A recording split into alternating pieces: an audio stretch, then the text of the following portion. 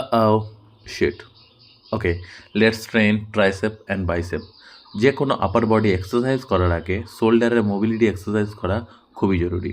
আজকের আমরা ট্রাইসেপের warm up set হিসাবে নিয়েছিলাম ডায়মন্ড পুশ আপ। এর 3টা সেট কমপ্লিট করার পরে আজকে আমরা ফার্স্ট ওয়ার্কিং সেট নিয়েছিলাম ক্লোজ গ্রিপ বারবেল প্রেসের। এর 3টা সেট ফুল রেঞ্জ অফ মোশনে ট্রেন করার পরে আমরা ট্রাইসেপের সেকেন্ড এক্সারসাইজ নিয়েছিলাম স্কাল ক্রাসার। এরও 3টা set full range of motion এবং ফুল কন্ট্রোলে ট্রেন করার পরে আজকের থার্ড এক্সারসাইজ আমরা নিয়েছিলাম রোপ পুশ ডাউনের। রোপ পুশ ডাউনেরও আমরা 3টা সেট পারফর্ম করেছিলাম।